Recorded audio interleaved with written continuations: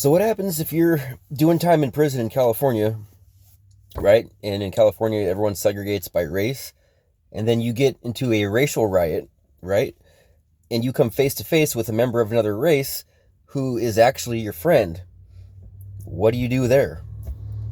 That actually happened to me. So I was in the county jail for a long time fighting a serious case. I was looking at life. And so I was in the pod for a really, really long time. And it was a dorm, right? 2 tiers of bunk beds, in an open day room. So it's like you can walk around and do whatever you want all day long. So it's a dorm. It's not cell living. So I ended up having the keys for the white boys because it was pretty much my house. I've been there for so fucking long. And plus it's like with my experience and background and everything. So there was a young man in there. He was a little youngster, a little black dude. And me and him kind of became friends because we were in there together for so long. Like we've seen people come and go, and we're still there because we were both fighting pretty serious cases. And I always tease the guy, because he was very well mannered and soft spoken. Like he just didn't seem like the type that belonged in jail. Be like, what are you doing in jail, man? You don't belong here, man. Get your ass up out of here.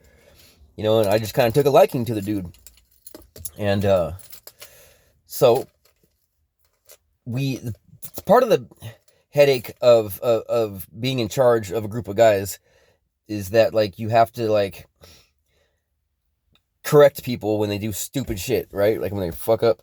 I know my shirt's dirty. I've been working on the car all day. So, but anyways, yeah, you have to be on people when they fuck up, right? And so I'd say about half of the pod was like never been to prison before, and the other half had been to prison. So the guys who've never been to prison before, like they're just not knowing like certain things you just aren't supposed to do. And so it was brought to my attention that this one white dude was like letting this black dude put money on his books because he memorized his credit card number but didn't have any way to put it on his books. So he would put it on the white dude's books and then get a percentage of it or whatever. And I didn't know this was going on. Had I known this was going on, I would have told him to not do that because this dude's putting his money on your books. And if something goes wrong and your order doesn't come or you get moved or something like that, like they're going to start tripping. And now we have an issue with the blacks. Get it? So I get privy to this situation when it was canteen day. They bring in all the commissary, and the black dude and the white dude they're having an argument. So I step over there. I'm like, what's going on here? And come to find out, the black dude put money on the white dude's books, and the order didn't come. And so, I'm like, this is why you don't do that, right? So I pulled the white dude aside and I kind of explained to him, like, hey, don't do this shit. Like, I'm telling, if you do this shit again, like, it's gonna be a problem. You're gonna get DP'd. You didn't know, it's okay. Just don't do it again. What's going on with this dude's order? Oh, it takes an extra week to land on your books and blah, blah, blah. So I'll have it next week. I'm like, okay, cool. Get whatever you owe him and pay him next week and don't do it anymore. He's like, all right. Because the black dude was like a little unstable. He was like this like 9-foot fucking big humongous fucking black dude, but he was like not all there in the head, right? And we get real paranoid and shit. Oh, I know that dude's just trying to get over on me. I'm like, no, bro, just look. The order takes an extra week for it to go through, so you'll have it next week. So, that's kind of why we don't do that. Well, anyways, a week later, or a couple days later, I don't really remember, but I'm chilling like on the second tier with some of my buddies, and all of a sudden I hear like the telltale sounds of a fight happening, and we can hear it's coming from downstairs. And I'm like, oh, fuck, it better not be fucking the white dude and the black dude, because if it is, we gotta jump. Because we don't do one-on-ones with other races. So I go and look, and sure enough, it's fucking black dude and the white dude, and then fucking all of a sudden, fucking more black dudes started running over there to jump the dude, and fucking now we got a riot. So we all run downstairs, and boom, now it's a full-scale riot. Guys are flying over tables, and fucking getting flipped over shoulders, and fucking bang, pow, pow, boom. It was like a fucking, like a Batman comic, like pow, bang, boom, just fucking chaos everywhere.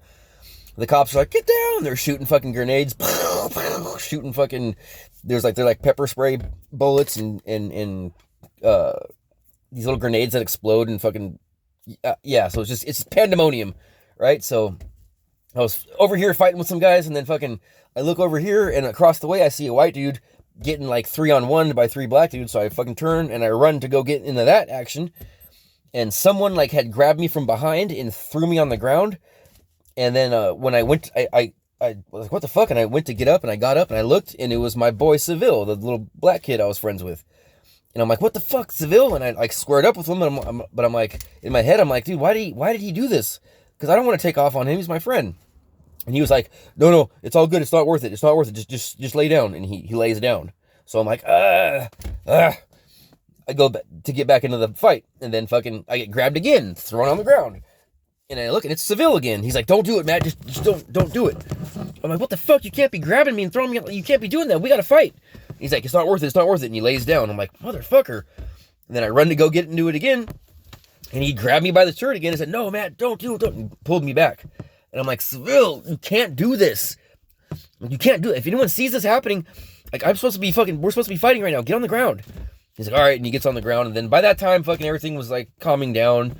And the gigantic black dude, he turns and he looks at me, and I look at him, and like everyone else at this point is like laying down on the ground, and the cops are starting to file in, and it's just me and this black dude. And he looks at me, and I look at him. He's like, oh, and he fucking like sets his sights on me. And he's like 9 feet tall. He's humongous. He starts fucking charging towards me like, Rrr. I'm like, oh shit, what do I do? What do I do? I'm trying to figure out like what can I do to this guy? I'm 5'7". And then fucking my little partner, Sullivan, who's like fucking smaller than I am, he's all dazed and confused because of a percussion grenade went off in his face. So he's like all dazed and confused, and he like steps in between us. And the big black dude said, bow, and like kind of like slapped him with his hand, like with his paw. Sullivan did a 360 and fucking laid out flat, spread eagle, knocked the fuck out. I'm like, Sully! And I look up to face the fucking big ass dude, and then fucking there's hella cops pointing tasers at him and me, and fucking that was the end of the riot. But yeah, fucking that like Seville, you know. But like he just didn't want me to get like involved, and he didn't want to be involved, and he was like trying to do me a favor by doing that, but he really wasn't doing me a favor, because it, you know, luckily no one really saw that going on. But it's kind of awkward, you know, like if you're in that situation, and now you like have to get off, and you have to, like, and it might face off with some of your friends. There's no rule that says you can't be friends with a black dude or a Mexican dude or an Asian dude. You just like, there's just certain boundaries that you can't cross while you're in prison with them. So that's that. You guys have a good one. If you like this video, hit the like button, please. Subscribe. I'll try to post more videos lately. I haven't been posting, but I'll post more prison stories for you guys. Have a good one.